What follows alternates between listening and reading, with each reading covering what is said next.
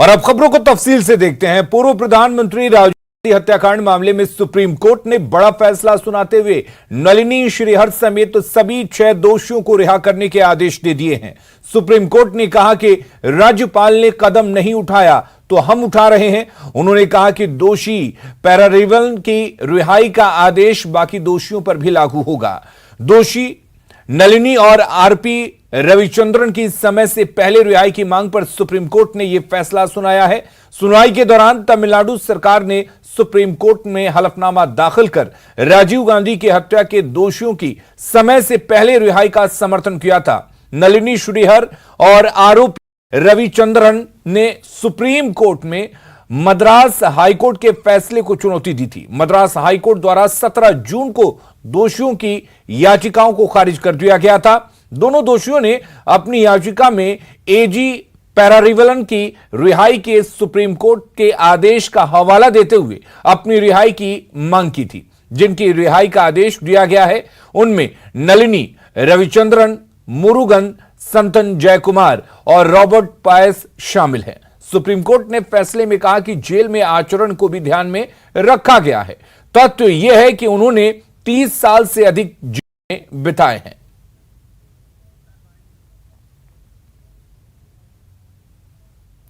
और कांग्रेस ने पूर्व प्रधानमंत्री राजीव गांधी की हत्या के दोषियों की रिहाई संबंधी आदेश पर नाराजगी जताई है। कांग्रेस ने कहा कि सुप्रीम कोर्ट का पूर्व प्रधानमंत्री राजीव गांधी के हत्यारों को रिहा करने का फैसला पूरी तरह से अस्वीकार्य, पूरी तरह से गलत है। कांग्रेस ने कहा कि बहुत दुर्भाग्यपूर्ण है कि उच्चतम न्यायालय ने देश की भावना के अनुरूप कार्य नहीं किया। देखिए, न्याय होना भी चाहिए और दिखना भी चाहिए, प्रतीत भी होना चाहिए।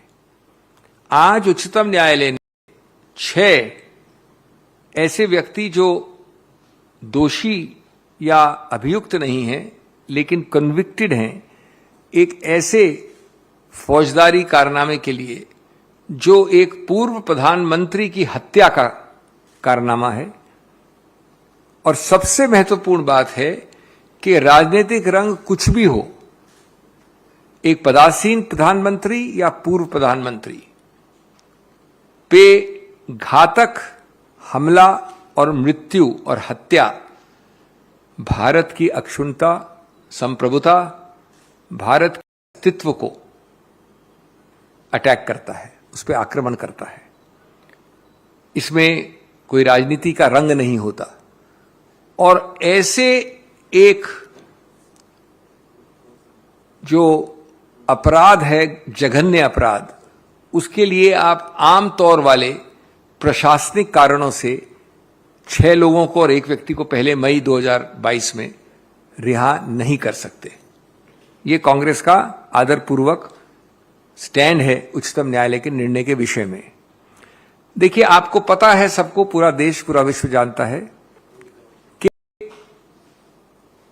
आप कोई ऐसा संदेश नहीं देना चाहते कि न्यायपालिका के एक सौहार्द से ऐसे घिनौने, ऐसे जघन्य अपराध के लोग जो अभियुक्त नहीं है, कन्विक्ट हैं, जिन्होंने सोच समझकर, प्लानिंग करके एक पूर्व प्रधानमंत्री की हत्या की, उसको न्यायपालिका किसी रूप से फायदा दे रही हो।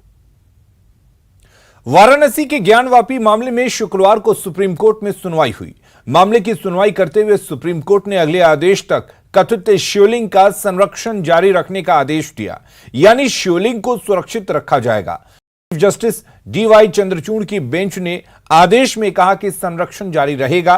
कोर्ट ने सभी पक्षों से 3 हफ्तों में हलफनामा दाखिल करने के लिए कहा है। कोर्ट ने कहा है कि शिवलिंग को कोई छुएगा नहीं। अदालत ने इससे पहले 12 नवंबर तक वजूखाने के संरक्षण का आदेश दिया था। सुप्रीम कोर्ट के अलावा इलाहाबाद हाईकोर्ट में ज्ञानवापी का एएसआई के सर्वे कराने के खिलाफ दायर याचिका पर सुनवाई हुई। अब 28 नवंबर को इलाहाबाद हाईकोर्ट इस मामले पर सुनवाई करेगा। वहीं श्रृंगार गौरी और ज्ञानवापी मस्जिद मामले में जिला जज अजय कृष्ण विश्वेश ने सुनवाई की अगली तारीख 5 दिसंबर को तय की है। 2020 का उसको एक्सटेंड किया गया है। साथ ही साथ यह भी कहा गया है कि जो एरिया है उस एरिया को संरक्षित रखा जाए और सारे पक्षकारों को कहा गया कि आपका जो पिटीशन डिफरेंट कोर्ट्स में चल रहा है वाराणसी के, उनको एक साथ एक कोर्ट में कंसोलिडेट करने के लिए जिला जज को आप आवेदन दे सकते हैं।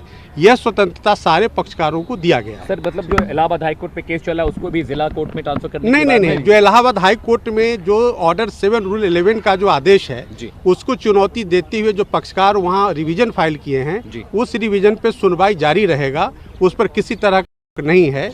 और ये कहा गया है कि सारे पक्षकार जो SLP में हो वो अपना जवाब 3 सप्ताह के अंदर फाइल करें। बिहार में पीएफआई पर बड़ी कार्रवाई की तैयारी हो रही है। केंद्र ने पीएफआई के 7 संदिग्धों के नाम, उनके बैंक खातों और पैन नंबर की डिटेल भेजी है, जिसके बाद बिहार सरकार के गृह विभाग ने राज्य के सभी डीएम को कार्रवाई के निर्देश दिए हैं। गृह मंत्रालय की तरफ से भेजी गई सूची में 1 अररिया, 4 दरभंगा और 1 मुंबई सीतामढ़ी के रहने वाले हैं। जिलाधिकारियों को पीएफआई के अन्य सहयोगी संगठनों पर भी ठोस सख्ती के निर्देश दिए गए हैं।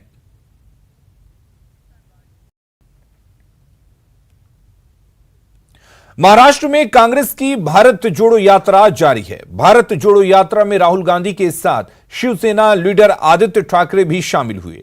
आदित्य ठाकरे ने नांदेड़ के कुरुंबा पाटा से यात्रा में भाग लिया। इस मौके पर आदित्य ठाकरे ने कहा कि हम संविधान और लोकतंत्र के लिए मिलकर लड़ रहे हैं। अगर दो अलग अलग लोग, दो अलग अलग विचारधाराएं के लोग एक साथ आ सकते हैं देश के लिए, संविधान के लिए, लोगों के लिए, लोकतंत्र के लिए, तो उसमें गलत क्या है? और ऐसे ही तो देश चलना चाहिए, इसे ही तो कोएग्जिस्टेंस कहते हैं। So the people who were supposedly to be the same ideology wanted to finish us off, wanted to push us out of politics, wanted to eat us. Today, what has happened in Maharashtra is basically the Congress, NCP and the Shiv Sena coming together. Maybe 2 different ideologies, but this is what a democracy is. This is what vibrant democracies are about. Working together for the betterment of people, working together for our constitution. It's very important. If you look at what's happening in our country, everyone who's voicing or putting up a voice for anyone who's speaking the truth, they are facing inquiries, they're facing illegal arrests, and that is a danger for democracy. Bollywood actress Jacqueline Fernandez को Delhi court से आज बड़ी राहत मिली है। Court ने 200 करोड़ के money laundering case में Jacqueline Fernandes की जमानत याचिका मंजूर कर ली है। फिलहाल एक्ट्रेस अंतरिम जमानत पर ही रहेंगी। अब 15 नवंबर को इस मामले पर फैसला आ सकता है। जैकलीन को कोर्ट से मिली अंतरिम बेल 10 नवंबर को खत्म हो गई थी। एनफोर्समेंट डिपार्टमेंट जो है वो लगातार जैकलीन की जमानत की विरोध कर रहा था। ईडी का कहना था कि बेल मिलने के बाद एक्ट्रेस सबूतों के साथ छेड़छाड़ कर सकती है और विदेश भी भाग सकती हैं। इस पर जैकलीन के वकील ने दलील दी थी कि एक्ट्रेस जांच में अपना पूरा सहयोग दे रही हैं।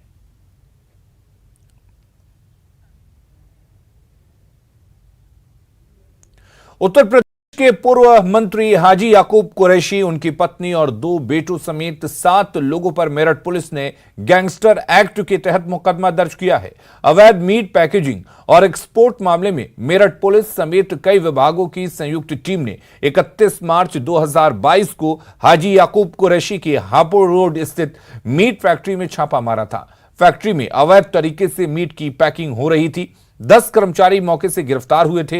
इस मामले में याकूब, उनके बेटे इमरान और फिरोज समेत 17 लोगों पर मुकदमा दर्ज हुआ था। याकूब की गिरफ्तारी वारंट जारी हो चुकी है। उन पर 50-50 हजार का भी घोषित है। मेरठ पुलिस के मुताबिक डीएम की संस्तुति के बाद गैंगस्टर का मुकदमा दर्ज किया गया है।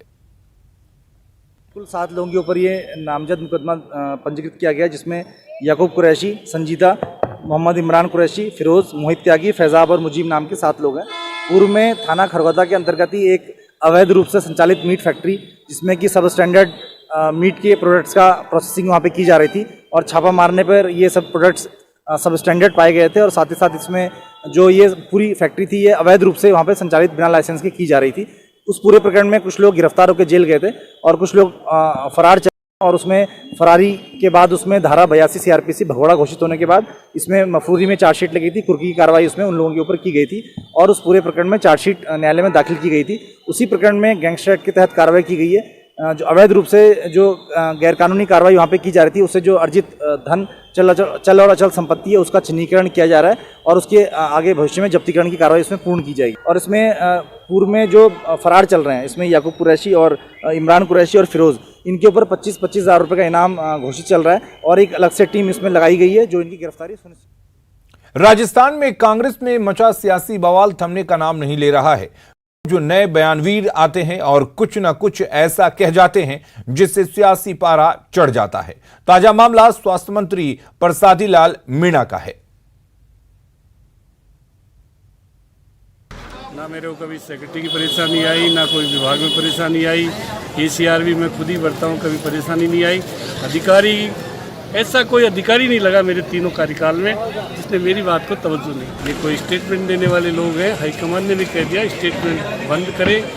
जो हमारे प्रभारी संगठन महासचिव ने जो सलाह दी, उसके बाद कोई जिसको कांग्रेस में नहीं रहना वो स्टेटमेंट दे रहा है। स्टेटमेंट देना गंभीर बात है, उनको सोचना चाहिए। तो हाईकमान ये कह रहा है कि किसी तरह का स्टेटमेंट नहीं दे। बाद कुछ और खबरों का रुख करते हैं। बिहार के मुख्यमंत्री नीतीश कुमार ने शिक्षा दिवस के मौके पर कहा कि बिहार में जल्द शिक्षकों की बहाली होगी। नीतीश कुमार ने शिक्षकों को चेतावनी भी दी। नीतीश ने कहा कि जो नहीं पढ़ाएंगे वो निकाल दिए जाएंगे, लेकिन जो पढ़ाएगा उसका वेतन बढ़ाया जाएगा। जल्द शिक्षकों की बहाली होगी। अब शिक्षक का तो हम बढ़ाते चले जा रहे हैं। अब आजकल हम कहीं भी जाते हैं तो याद रखिएगा आप लोग, कल भी हम कहीं गए तो कुछ लोग खड़े थे कि जल्दी बहाली होना चाहिए, तो हमने कहा कि अरे जल्दी बहाली होगा, चिंता मत करो। तब आप लोग भी देख लीजिए कि जल्दी से जल्दी और शिक्षकों की बहाली हो जाए और ज्यादा जितने भी स्कूल और बनाने हैं, अब उसके लिए तो हम लोगों ने कर ही दिया ना भाई कि सबको पढ़ाएंगे। शिक्षा दिवस के मौके पर सीएम नीतीश ने बिहार के सरकारी शिक्षकों को चेतावनी भी दी। उनका हम वेतन भी बढ़ाएंगे दिया है मंत्री जी को भी, इनको भी हमने कह दिया कि जरा देख लीजिए, जो अगर नहीं स्कूल में पढ़ाते हैं निकलवा दीजिए, उनको छोड़िए नहीं। जब अगर पढ़ा देंगे तो उनको और ज्यादा दीजिए पैसा, ताकि खूब बढ़िया।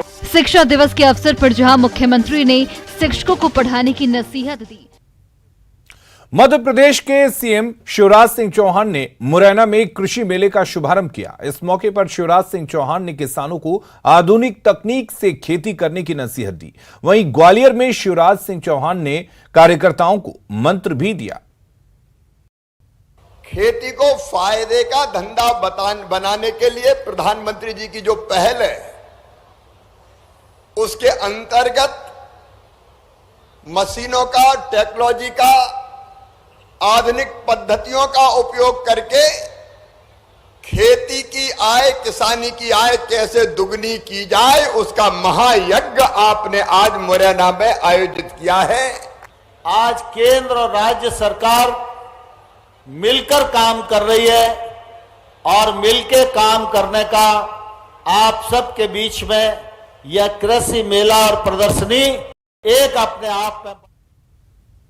पुंछ जिले के सुरनकोट तहसील मुख्यालय में बस अड्डे के पास स्थित एक दुकान को लेकर दुकान मालिकों और किराएदार के बीच विवाद ने झगड़े का रूप ले लिया, जिसके चलते पुलिस को बल प्रयोग का उपयोग करना पड़ा।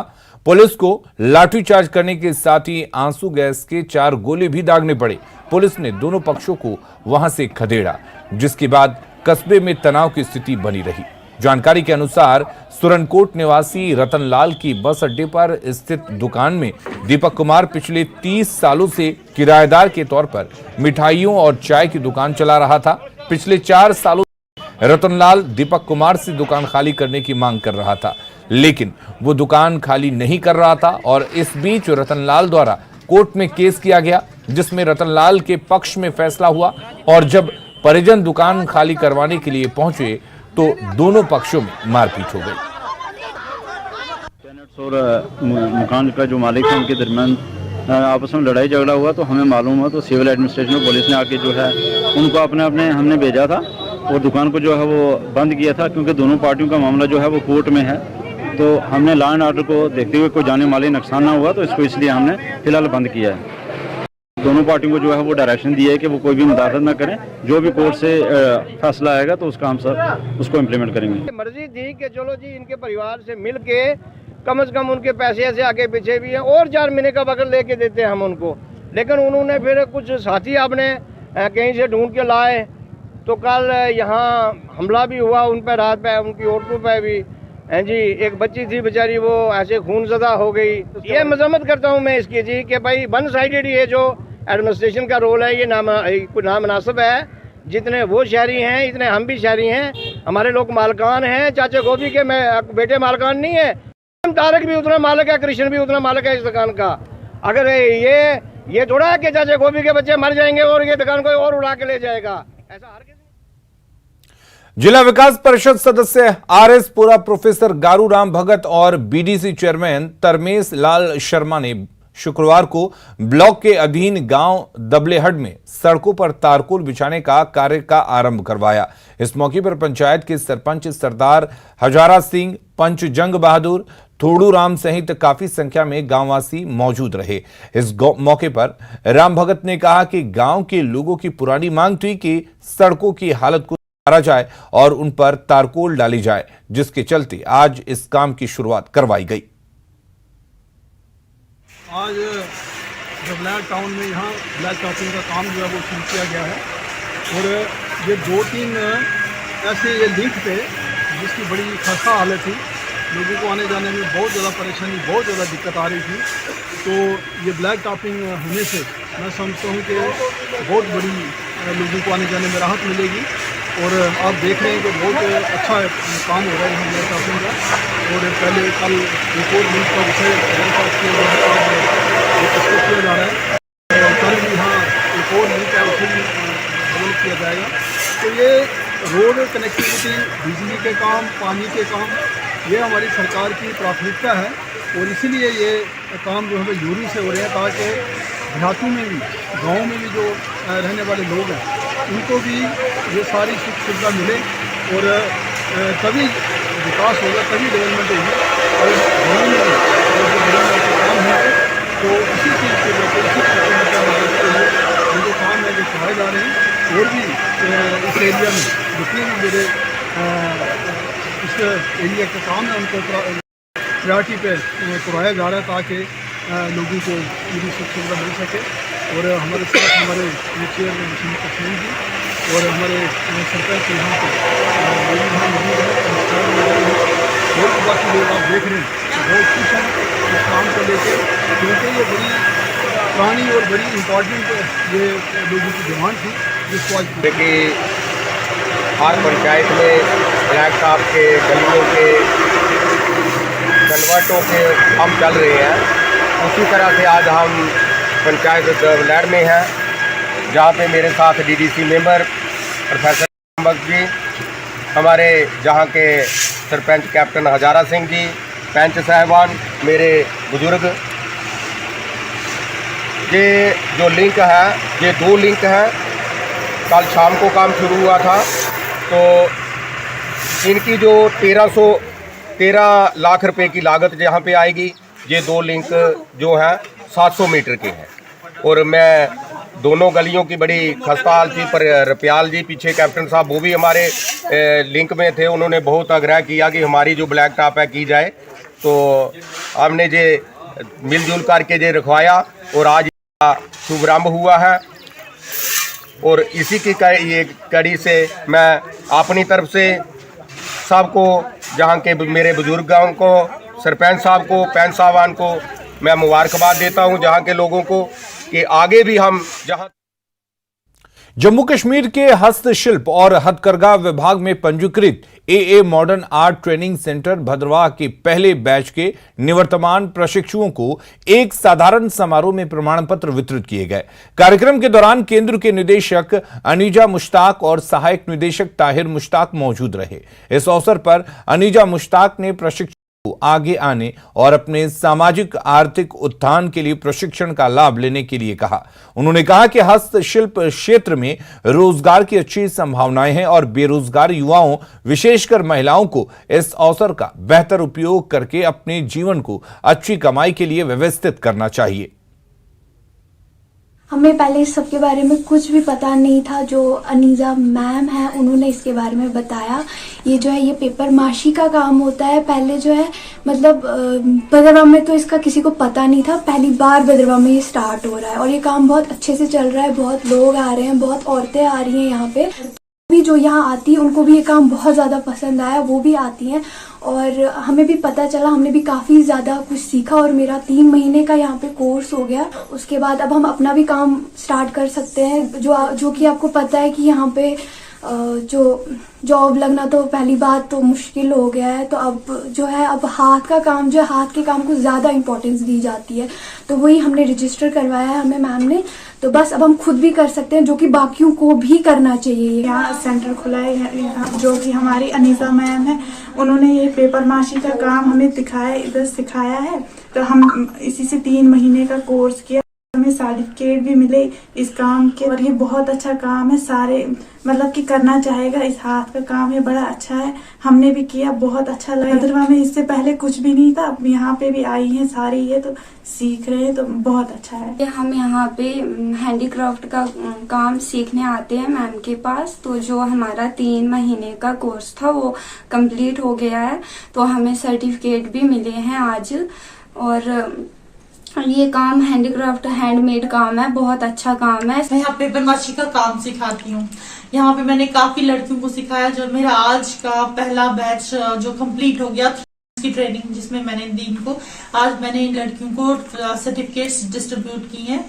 अब इनकी हम रजिस्ट्रेशन करवाएंगे हैंडीक्राफ्ट के साथ। तो बहुत अच्छा काम हो रहा है, बहुत अच्छे लोग हैं, अच्छा लग रहा है मुझे भी यहाँ पे काम सिखा के। जितनी सारी लेडीज हैं यहाँ पे कोई 200 लेडीज हैं जो मेरे साथ जुड़ी हुई हैं, जिनको मैं यहाँ पे सिखा रही हूँ, और इनको भी सबका बहुत अच्छा रिस्पांस आ रहा है, बहुत अच्छा लग रहा है मुझे इनको सिखा कर भी, और इन लेडीज को मुझसे सीख कर भी। आपने देखा होगा कि कैसे हम काम कर रहे हैं यहाँ पे सारे बहुत अच्छी तरह से। तो पहला ये पेपर माशी का बैच जो है आज कंप्लीट हो गया।